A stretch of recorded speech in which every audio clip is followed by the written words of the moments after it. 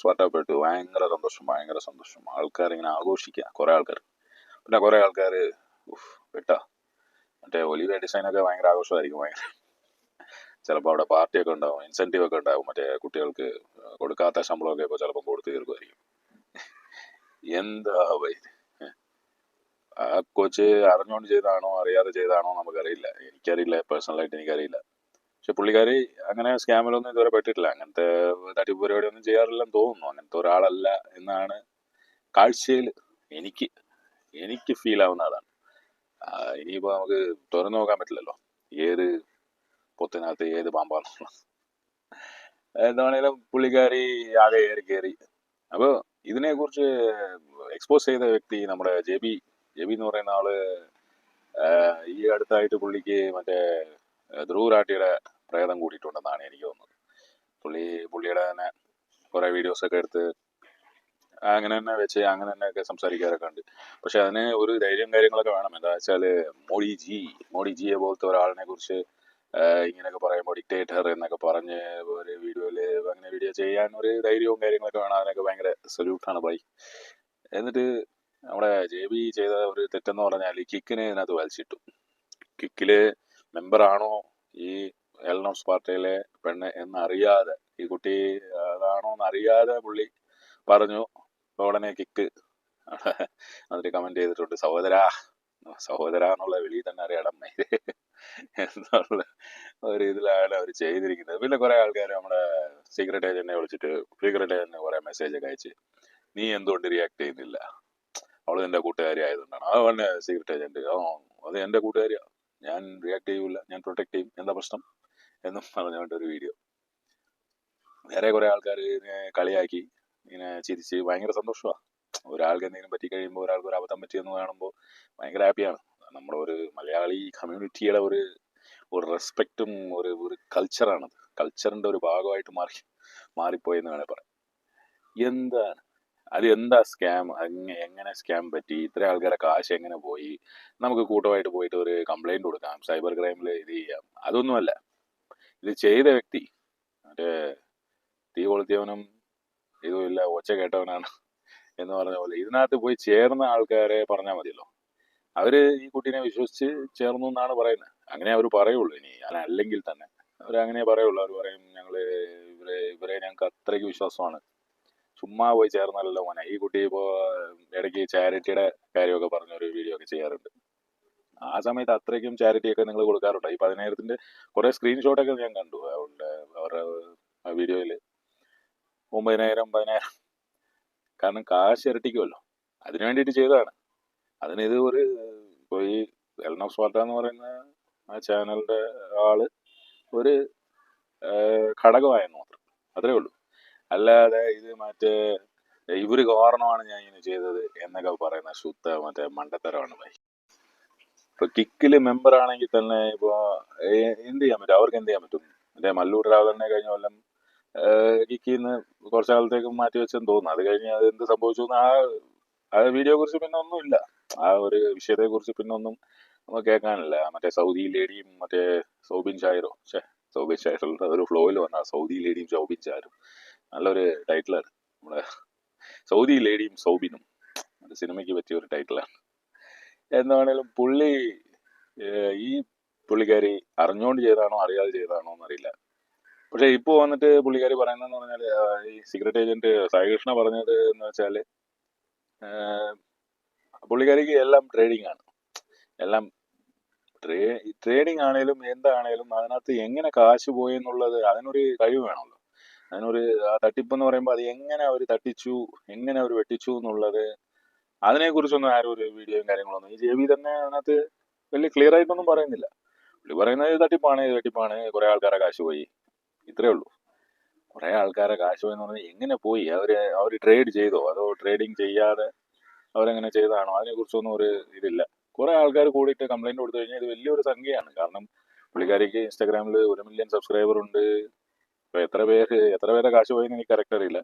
എന്താണെങ്കിലും ഒരു 10 പേരുടെയെങ്കിലും പോയിട്ടുണ്ടെന്നാണ് എൻ്റെ ഒരു വിശ്വാസം. 10 പേരുടെ കാശ് പോയെന്ന് പറയുമ്പോൾ അതൊരു വലിയൊരു സ്കാമാണ്. 5,000 രൂപ വെച്ചാൽ തന്നെ 50,000 രൂപയുടെ സ്കാമായി. പക്ഷെ ഈ 10 പേരും കൂടെ ഒന്നിച്ച് ചേർന്ന് കംപ്ലൈന്റ് കൊടുക്കണം. അതാണല്ലോ ഇല്ലാത്തത്. യൂണിറ്റി എന്ന് പറയുന്ന ഒരു സംഭവം നമുക്കില്ലല്ലോ.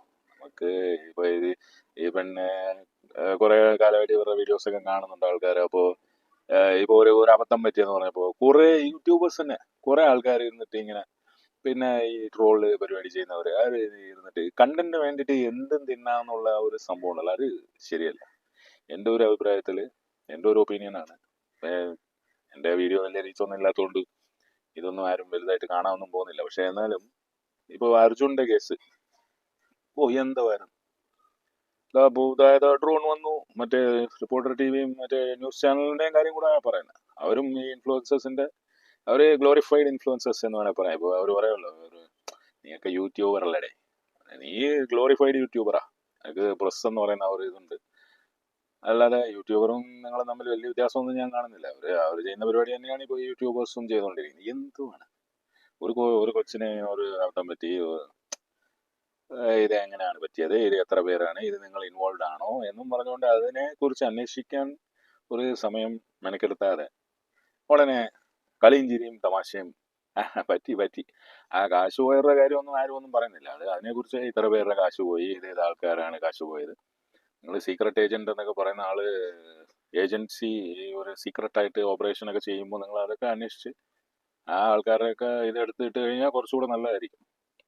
പുള്ളിക്കാരൻ വന്നിട്ട് പുള്ളിയുടെ കാര്യം പുള്ളി ഇങ്ങനെ വന്നിട്ട് ദേഷ്യത്തിൽ പറഞ്ഞതാ, ദേഷ്യത്തിൽ കൺട്രോൾ ചെയ്തിട്ടാണ് പുള്ളി പറയുന്നത്. പക്ഷെ അത് എടുത്തിട്ട് ഇപ്പോൾ അതും ട്രോളാണ്.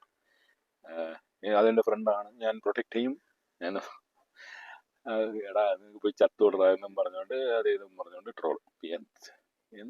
എന്തോ പറയുക, എന്തുവാണിത്, എന്താണ് ഇവരുടെ ഉദ്ദേശം, എന്താണ് ഉദ്ദേശം? എനിക്ക് മനസ്സിലാവുന്നത് കാശാണ്, മണി മണി മണി എന്നും പറഞ്ഞുകൊണ്ടാണ് യൂട്യൂബിന്റെ പുറകെ ഇങ്ങനെ. നമ്മളിപ്പോ ഞാൻ അർജുനെ കുറിച്ച് ഒറ്റ വീഡിയോ ചെയ്തുള്ളൂ, കാരണം ഒരുത്തന്റെ മരണമാണ് അതിൽ ഇത്രയും ആൾക്കാരെ എത്തിച്ചത് ഈ സോഷ്യൽ മീഡിയ ആണ്. അതൊരു കാര്യമാണ്. പക്ഷെ അത് മറ്റുള്ളവർക്ക് ബുദ്ധിമുട്ടുമാണ്. അല്ലെങ്കിൽ അവര് ചിലപ്പോ അന്ന് കണ്ടുപിടിച്ചേനെ.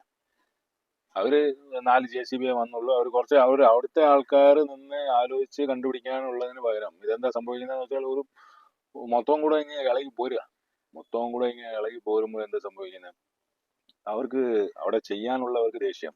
എടാ ഇവൻ ആരാടാ ഈ ഡ്രൈവർ എന്ന് പറയുന്നത്, ഇവ ആരാ ഇതിനകത്ത് പെട്ടത് എന്നും പറഞ്ഞുകൊണ്ട് അവർക്ക് ആകെ ഒരു കലിപ്പ് മൂഡിലാണ് അവർ.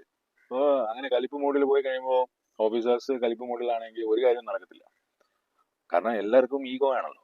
ഇപ്പോൾ ഈ യൂട്യൂബേഴ്സിന് കലിപ്പാണേലും ഓഫീസേഴ്സിന് കലിപ്പാണേലും ഇപ്പോൾ പോലീസുകാർക്ക് കലിപ്പാണേലും ആർക്ക്, ഇത് എല്ലാം മനുഷ്യന്മാരാണ്.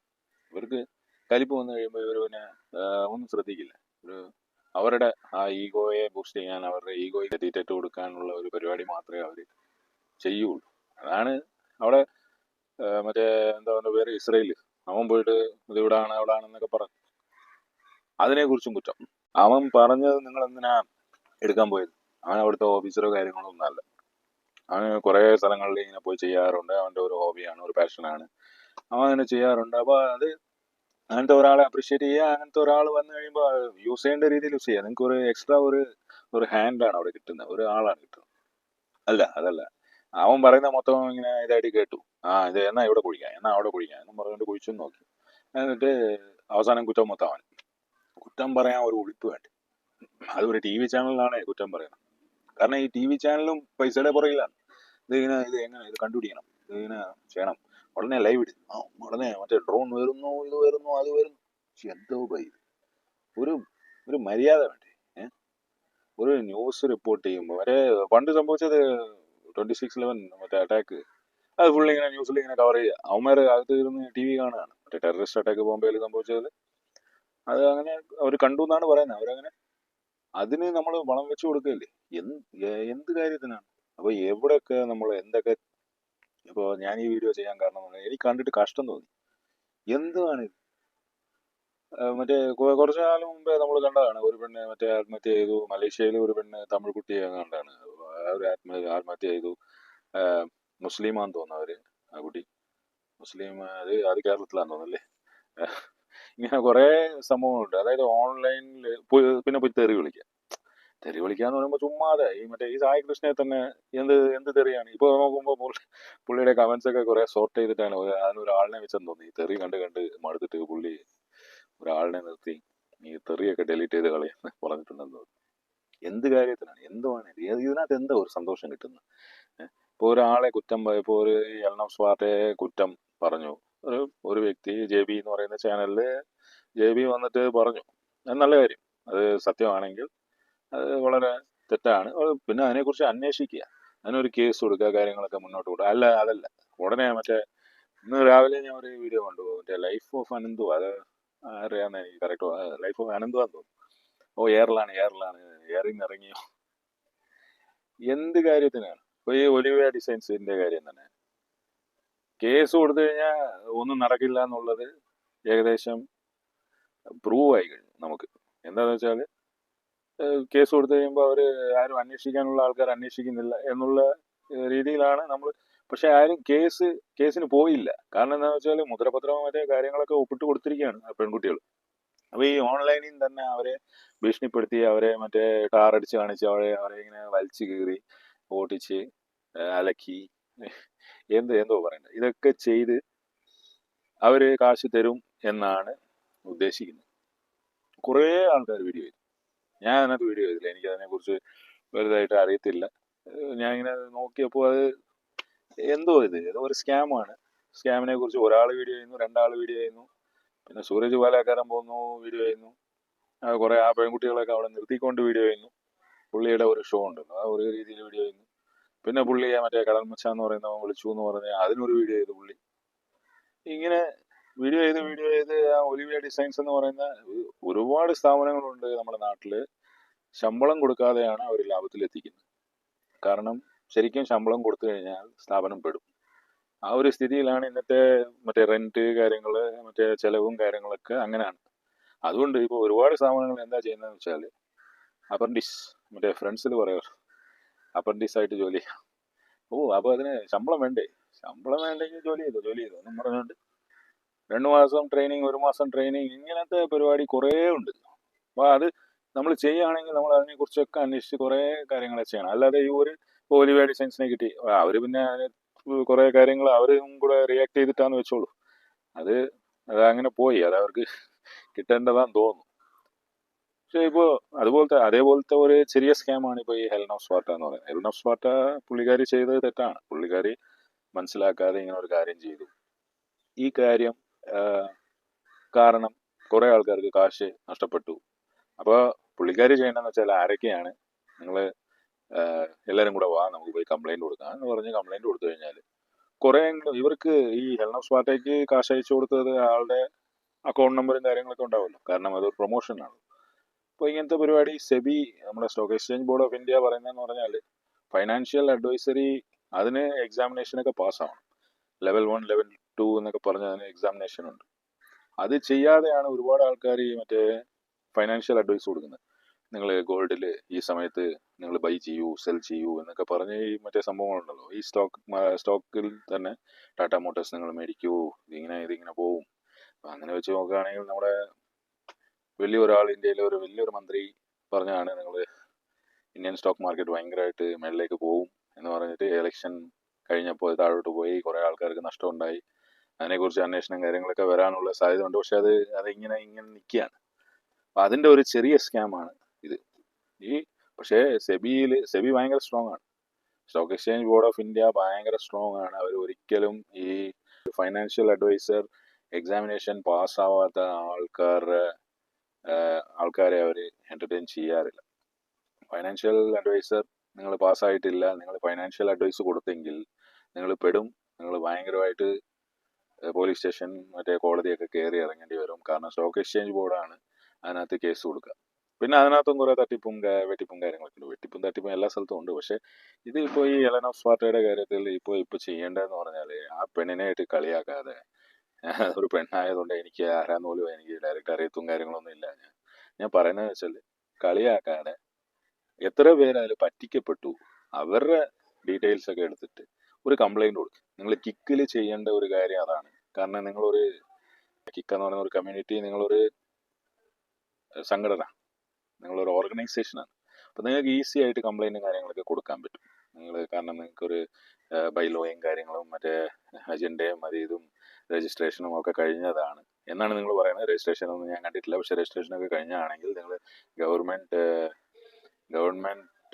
റെക്കഗ്നൈസ്ഡ് ഓർഗനൈസേഷൻ ആണെങ്കിൽ നിങ്ങൾക്ക് ഈസി ആയിട്ട് കേസ് കൊടുക്കാൻ പറ്റും. അല്ലെങ്കിൽ തന്നെ ഒരു 10 യൂട്യൂബർമാർ ദയവ് ചെയ്ത് പോയിട്ട്, നിങ്ങൾ ഇത്രയും വലിയ വലിയ ആൾക്കാർ പോയിട്ട് ആ ആൾക്കാരെയൊക്കെ അന്വേഷിച്ച്, ആരുടെയൊക്കെ കാശ് പോയി അവരെയൊക്കെ അന്വേഷിച്ച് ഒരു കേസ് കൊടുത്ത് ഈ സ്കാം ചെയ്ത ആളിനെ പൊക്കാൻ നോക്കുക. അല്ലാതെ ഒരു കൊച്ചിനെയായിട്ട് കളിയാക്കി, പെണ്ണായാലും ആണായാലും കളിയാക്കി അവരെയായിട്ട് വെളുപ്പിക്കുക, തെളിപ്പിക്കുക പറഞ്ഞുകൊണ്ട് അലക്കുക എന്നൊക്കെ പറഞ്ഞ കുറേ വാക്കുകളുണ്ടല്ലോ. ഇതൊക്കെ ചെയ്തിട്ട് ഒരു കാര്യവും ഇല്ല. ആ ഒരു ടൈം ഇത് നമ്മൾ കാണുമ്പോൾ നമ്മൾ നമ്മളെ തന്നെ ഒരു ജോക്കറായിട്ട് കാണിക്കുകയാണ്. അതാണ് ഇപ്പോൾ നമ്മൾ ചെയ്തുകൊണ്ടിരിക്കുന്നത്. ഈ ട്രോളും കാര്യങ്ങളൊക്കെ ചെയ്യുന്നതുകൊണ്ട് ആ ഒരു സമയത്ത് നമ്മൾ കാണുന്നു, ചിരിക്കുന്നു, പോകുന്നു, അങ്ങനെ ഉണ്ണുന്നു, ഉറങ്ങുന്നു, തൂറുന്നു, ഉണ്ണുന്നു, ഉറങ്ങുന്നു, തൂറുന്നു എന്ന് പറഞ്ഞ പോലെ അങ്ങനെ പോകരുത്. ദയവേത് എന്തെങ്കിലും ഒരു സ്റ്റെപ്പ് എടുത്ത് ഇതിനകത്ത് ഒരു ആക്ഷൻ എടുത്തു കഴിഞ്ഞാൽ വളരെ നല്ലതായിരിക്കും. പ്ലീസ്, എൻ്റെ ഒരു ഹമ്പിൾ റിക്വസ്റ്റ് ആണ്. Thank you.